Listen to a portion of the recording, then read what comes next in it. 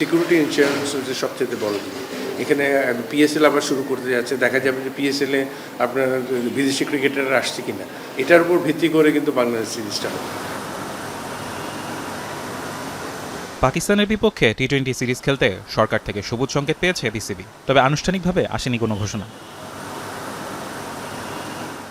সবকিছু বিবেচনা করেই চূড়ান্ত সিদ্ধান্ত নেবে ক্রিকেট বোর্ড, এমনটাই জানালেন বিসিবির chief coordinator of programme Minhajul Abedin Nannu. সব কিছু মিলে প্লেয়ারদের মন মানসিকতা কেমন যাওয়ার জন্য এগুলিও দেখতে হবে। তো সুতরাং বিসিবিকে চিন্তাভাবনা করে সিদ্ধান্তটা নেওয়া উচিত, এবং আমি মনে করি যে এটা কিন্তু কঠিন সিদ্ধান্ত, কারণ এখন পরিস্থিতি কি আমরা তো কিছুই জানি না, এবং যেহেতু ওখানে গিয়ে অলমোস্ট 10 দিনের মতো থেকে কিন্তু অনেকগুলি ম্যাচ খেলতে হবে। তো সেই হিসাবে বুঝে শুনে সিদ্ধান্তটা বিসিবি নেক, এটা আমরা চাই। টি-20 ফরম্যাটে বেশ খানিকটা পিছিয়ে লাল সবুজরা, গেল কয়েক বছরে নেই উল্লেখযোগ্য কোনো সাফল্য, তবে নতুন অধিনায়কের অধীনে ভালো করবে টিম বাংলাদেশ। নতুন ক্যাপ্টেন হয়েছে লিটন, অবশ্য বেস্ট উইশেস আমাদের অবশ্যই থাকবে যে ভালো কিছু করার জন্য।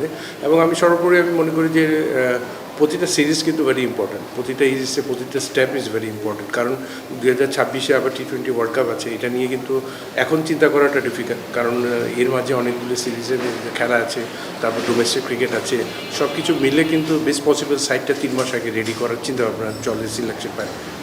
বাংলাদেশে 3 ফরম্যাটে পর্যাপ্ত পরিমাণ ব্যাকআপ খেলোয়াড় না থাকলেও এ দল, ইমার্জিং দল, এইচপি ও টাইগার্স টিমের নিয়মিত খেলা থাকায় সামনের বছরগুলোতে জাতীয় দলে মিলবে বেশ কিছু সাফল্য, এমনটাই প্রত্যাশা স্বাভাবিক ক্রিকেটারের। 30টা খেলোয়াড় একটা স্ট্যান্ডার্ড প্লেয়ার আছে, এখানে 30 জনের একটা পুল আছে, এরাই কিন্তু 3টা ফরম্যাট খেলে।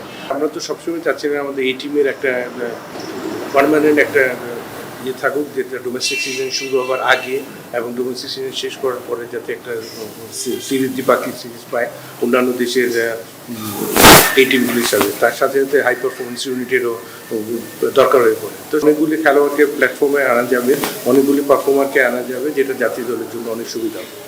আইপিএল ও পিএসএল-এ সবচেয়ে অভিজ্ঞ 2 খেলোয়াড় মোস্তাফিজ ও সাকিব।